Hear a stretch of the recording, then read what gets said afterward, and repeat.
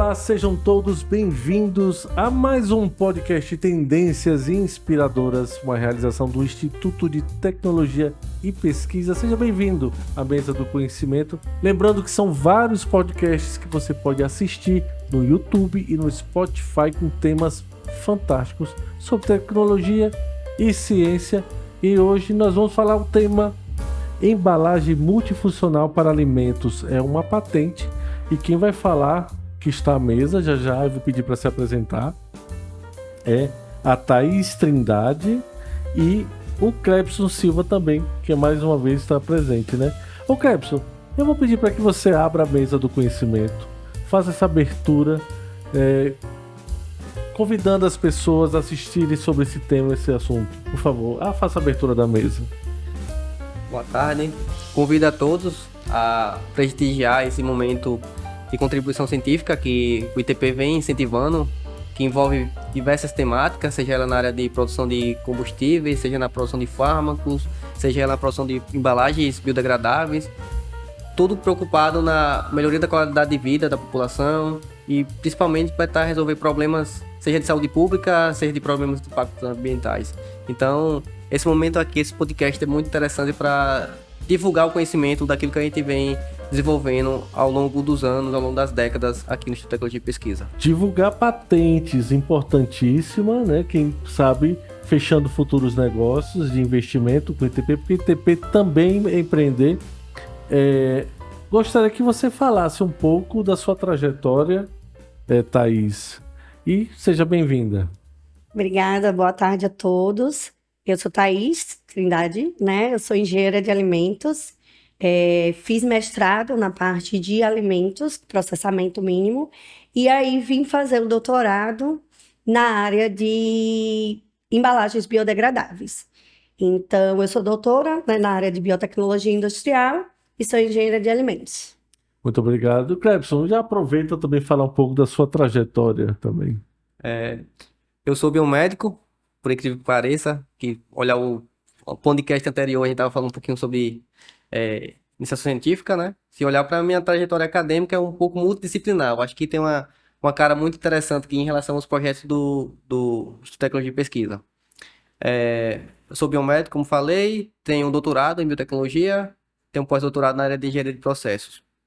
Ao longo da minha carreira, venho trabalhando desde o desenvolvimento de fármacos e compostos bioativos em sistemas pressurizados, para o desenvolvimento de vários produtos que geralmente têm sido patenteados e protegidos aqui pelo Instituto de Tecnologia e Pesquisa.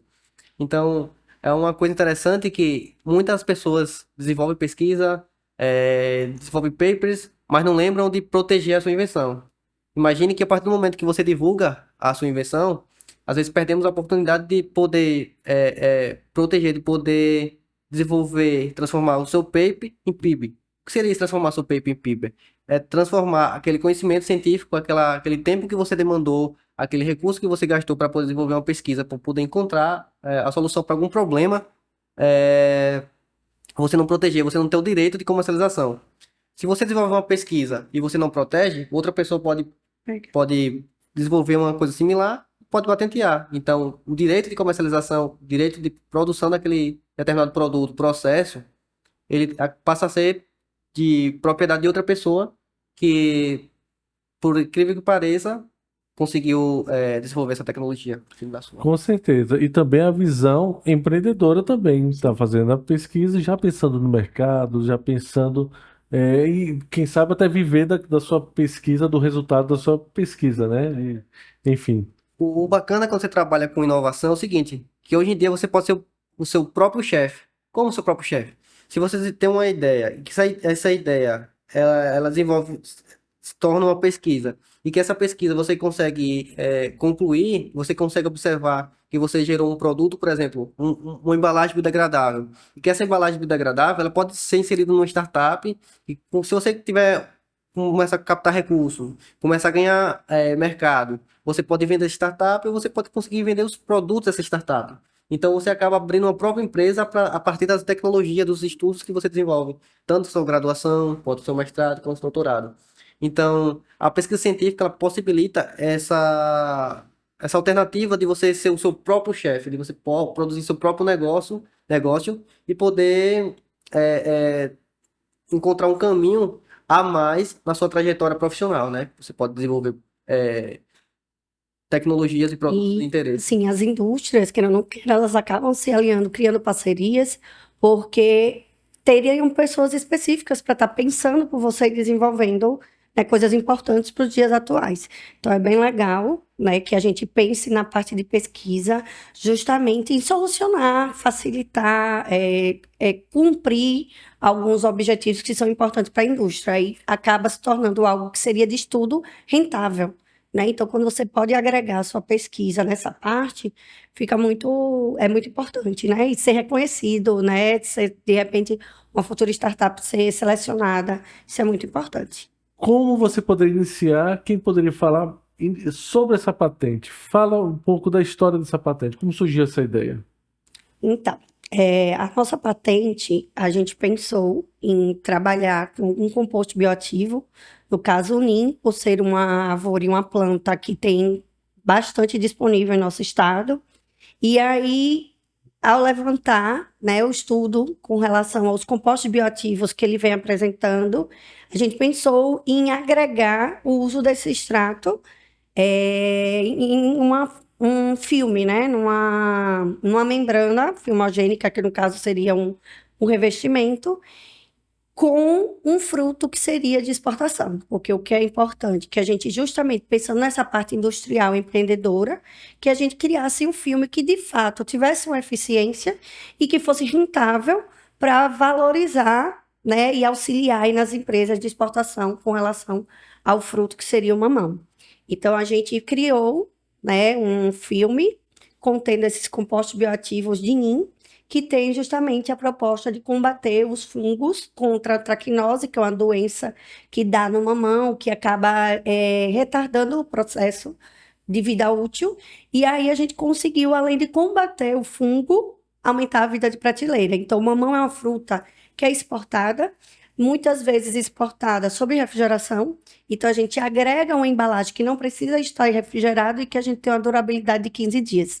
Então, a gente acabou ganhando tempo para que esse fruto chegue no seu estado de maturação legal em outro país e com um custo possivelmente mais inferior e utilizando uma embalagem biodegradável com um composto natural bioativo, que seria o NIM. Uma coisa bacana que deve ser chamada a atenção, quem de vocês não já passou, saindo aqui do trabalho, não já viu plásticos acumulados ali?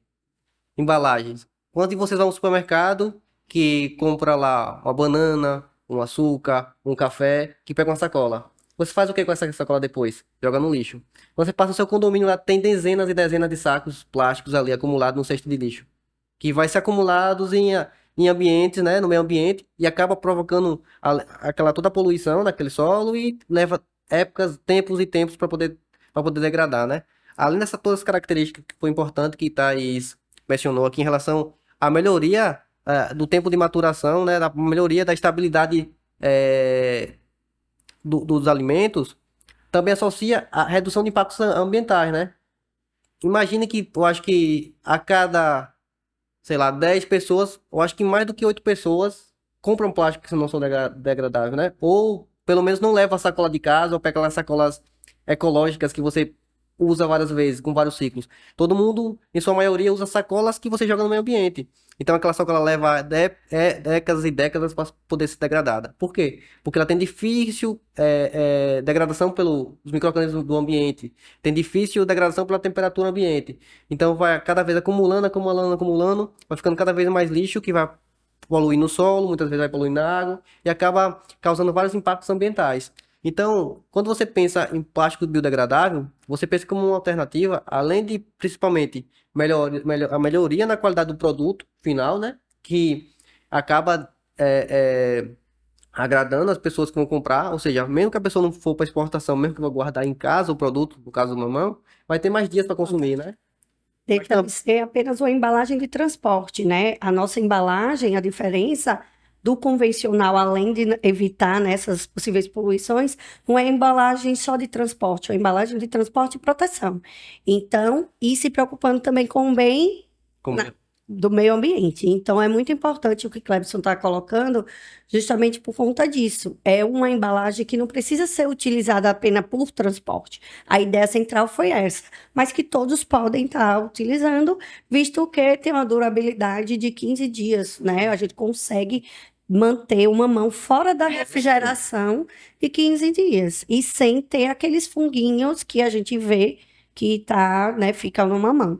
Super fácil de remoção, né? Super fácil de aplicar e com um poder de bioativo enorme, né, com relação ao fungo e método de conservação. E volto a ratificar, não é só uma embalagem de transporte, é uma embalagem de transporte e conservação. E biodegradável. O bacana é que ela é multidisciplinar, que você pode direcionar para vários tipos de alimento. Foi testado o mamão, mas não se limita só apenas para o mamão, né? Tanto que o mamão é como se fosse um modelo para a validação da ideia, Isso. verificar as características de propriedade mecânica, ou seja, quando você pensa em comprar um plástico, você precisa que ele seja maleável ali, né? Que você precisa que ele dobre, mas que ele não rompa fácil. Porque a pessoa comprar um plástico que você compra e ele rompe fácil, vai cair toda a sua comida no meio da rua, né? Então você não vai querer isso. Outra questão também importante no plástico, que é desenvolvido na presente invenção, que fez parte do doutorado da Thaís, é que ele é produzido praticamente com na sua composição química, muita coisa que é comestível. Ela usa gelatina, pectina, que são produtos naturais, extraídos de algas marinhas, de frutas, de, né, produtos de origem animal naturais, que aí facilita também, né? Pectina, que é um produto que tem bastante resíduo do maracujá, então a gente pode agregar, né? Então é super viável. Isso é muito interessante. Já houve testes já há possibilidade de escalonar, como está o processo da pesquisa? Porque tem uns níveis, né? Isso, Clebson? Né? Qual é a etapa que está? No caso, está no TRL 6, voto de 6, porque na verdade ela conseguiu já aplicar, né? Ela já tem Então já aplicação está bem avançado. Já está bem avançado. No caso, pensando no escalonamento, não foi testado mais em quantidade, mas ela, assim como ela conseguiu revestir uma mão, ela consegue revestir 10, 20, 30. No caso, só precisa verificar se a formulação, quando você coloca o escalonamento em centenas de mamões, ou em centenas de morango, ou em centenas de outra fruta, se ele consegue manter aquela formulação filmogênica com as mesmas propriedades mecânicas que ela obteve quando fez uma escala menor. Porque inicialmente você testou em uns 12 mamões, 15 mamões. Então, ela viu que por a escala inicial ali de 15 unidades, ela conseguiu uma resposta muito boa, né? Conseguiu revestir, proteger e conseguiu ter umas características desejáveis pelos consumidores ali, ao aderir àquele tipo de plástico. Não altera o sabor? Não altera o sabor. A remoção é fácil, ou com a mão, ou no processo de higienização, que a gente normalmente lava a fruta, né, para poder consumir. Sim. Ela consegue dissolver, porque se tratando de gelatina e pectina, elas são solúveis em água. Lógico que, assim, tem, né, o plastificante que a gente adiciona, que não vai derreter, porque deve ser a preocupação de algumas pessoas. Se é fácil de sair, então é fácil durante o transporte também remover. De jeito nenhum, mas por fricção, lavagem em água corrente, a gente consegue remover da fruta. Isso é muito interessante, porque pode ser até um adicional de seguro de compra, de exportação, deve existir, por exemplo, comprar grandes quantidades de mamão para exportar. E qual a garantia que vai chegar lá? De repente, colocar esse produto enrolados nesse papel filme, já que é uma garantia que vai chegar lá depois, de repente, 7 dias de viagem, 10 dias de viagem. Então, foi justamente pensando isso. Isso é muito interessante. E são períodos longos, né? Por isso que a gente, na verdade, testou com o mamão, porque o mamão tem essa história da exportação. Então, você utilizar numa viagem de dias... Imagine resfriado e com essa embalagem sem refrigeração e o mamão chegar como se tivesse retirado. Fantástico. Né? Verde ainda, não está maduro, porque quando amadurece acaba amassando, né? E a característica da fruta já acaba mudando. E com esse filme a gente consegue manter por 15 dias. Eu sempre pergunto, de praxe para ficar registrado também, qual seria a patente em si? Já existe algum produto semelhante, só que essa é diferenciada, ou não existe? Isso aí é uma invenção totalmente... Existe produto semelhante, né? Mas, como eu sempre falo para as pessoas, não existe uma patente limitada para nova invenção. O que acontece é que a gente consegue agregar vantagens a outra patente já existente.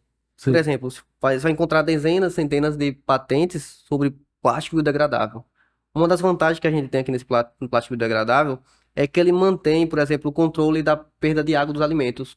Porque você imaginou, quando você vai lá no supermercado, quando tem uma fruta velha, você olha pro mamão, ele tá todo murcho, né? Você toca nele ali e você vê aquela... Sim. Por quê? Ele começa a perder umidade, né? Ele começa a perder massa. Então, esse plástico biodegradável, revestimento biodegradável, ele controla também essa perda de umidade. Outra coisa também que diferencia do que já existia até então era que a gente utiliza como agente ativo, ou seja, um agente que consegue matar micro-organismos, inclusive fungos, de uma planta que a gente encontra em todo lugar. Quem não já viu um pé de nim, né? Inclusive aqui na Ó, porta, até demais, né? Demais. até aqui na porta do... Da instituição tem várias. É Demais, é. E o que é bacana, você vê que existem muitas pesquisas voltadas em utilizar o NIM como bioinseticida, né? Sim. Para evitar essa contaminação com inseticida orgânico que acaba causando dano para a saúde, acaba causando dano ao ambiente.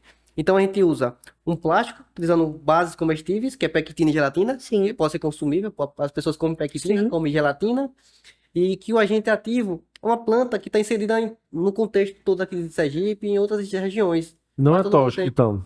A concentração não é tóxica. A utilização, a concentração não Não- apresenta toxicidade. Não apresenta toxicidade para as pessoas. Existe toxicidade para os insetos, né? Os insetos Sim, ali sim. como Perfeito. insetos, micro-organismos como fungo. É porque a gente não tem costume de comer nim, né? Mas os indianos, eles comem a semente. Sim, Comem e tomam interessante. chá. A gente não tem o costume. E uma coisa importante também a gente falar para valorizar, que a gente também fez agregou uma tecnologia, que foi a extração, né? Por fluido pressurizado, que não é uma extração por maceração. Então, agrega e a gente consegue selecionar mais esses compostos bioativos. Então, é importante também citar, porque a gente consegue isolar melhor esses compostos. E essa parte, como a gente desenvolve processo com fluidos pressurizados, a gente consegue fazer um escalonamento melhor. Porque a gente já consegue padronizar ali qual a razão massa-volume, solvente e massa de folha de ninho a gente precisa. Razão massa-volume é qualquer parte vegetal do NI que a gente precise para poder acrescentar ali. Então, se a gente tem uma razão massa-volume de 1 para 10, ou seja, a cada 1 ml a gente precisa de 10 gramas de folha, se a gente quiser escalonar para 1 litro, é só É multiplicar, só a gente vai multiplicar. multiplicando e tentar ver se a resposta, se continua sendo homogênea aquela solução, né?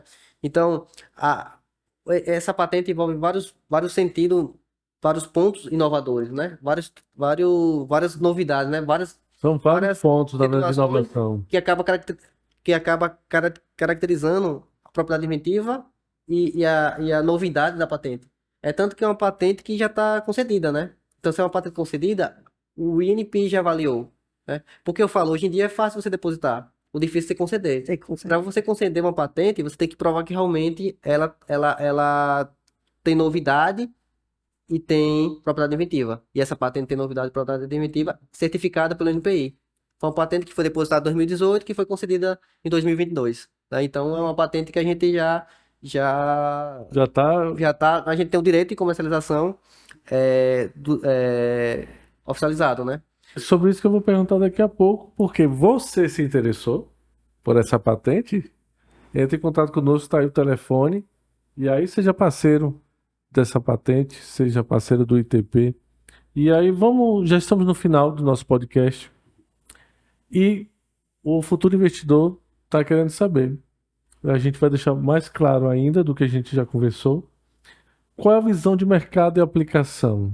Vamos fazer agora uma lista de onde poderia ser aplicado novamente, para aquele futuro investidor ter uma noção do que pode usar esse produto, que eu achei fabuloso. Quem trabalha nessa linha, né, de produtos de frutas, hortaliças talvez, poderia utilizar, né, o biofilme justamente para aumentar a vida útil, ter uma durabilidade, né, no período de 15 dias, garantindo uma segurança, né, porque o produto ele vai estar, por ser um produto, uma embalagem antifúngica, né, possivelmente potencial antibacteriano. Então, seria uma embalagem que pode ser utilizada nesse setor, né, nessa parte de agroindústria, voltada à parte dos frutos, para que a gente tenha uma vida útil maior dos frutos e evitar o combate de uma ação microbiana voltada à parte do fungo. Uma coisa interessante é que todo empreendedor, todo empresário que trabalha na área de agricultura, no agro, que trabalha com frutas principalmente, ele sabe que grande parte do pós-colheita dele é prejuízo, né? É muita perda, né? É muita Eles têm perda muita pós-colheita. perda. Então a gente está dando uma alternativa para esse mercado de conservação, ou seja, para reduzir os custos de perda de mamão ou de qualquer outro fruto. Imagine quantos mamões que é coletado, que ele sofre problemas enzimáticos, problema de contaminação por fungo, problema de perda de massa, problema que você consegue mudar, que alteram as características físicas do mamão. Imagine, você vai no supermercado lá, você vai querer comprar um mamão com aspecto de podre, Não. Não. muito amarelo, ninguém vai querer comprar isso. É. E uma coisa bacana que a parte de plásticos biodegradáveis tem um crescimento muito constante nas últimas décadas, principalmente pelas questões ambientais, que está sendo incentivado nos últimos anos, e que se você olhar hoje numa perspectiva, o mercado de embalagem, ele, em 2023, se eu não me engano, ele alcançou cerca de quase de 100 bilhões de dólares a nível mundial. Nossa. E as perspectivas que tem para 2024, 2025, que atinja cerca de 130 milhões de dólares por ano, né? E se você olhar uma projeção de alguns indicadores, eles sugerem que vai ter uma crescente de 5,7% ao ano desse valor até 2030. Ou seja, é um mercado crescente, né? É um mercado que é muito promissor. Então essa tecnologia está aí para isso, para tentar resolver o problema dos produtores de fruta que estão cansados de ter prejuízos milionários, que são milhões e milhões de reais que a indústria de fruticultura perde Todas as todo ano, perdas, né? e a gente consegue reduzir. E se você pensar, é uma embalagem de baixo custo, que todo os ingredientes, toda a estrutura que A faz a composição. formulação é barato, é de baixo custo, né? Sim. E a gente utiliza coisas que você pode até reaproveitar da própria fruta lá, do resíduo, né? resíduos, Você sim. pode extrair a pectina lá do próprio Isso. alimento que foi degradado.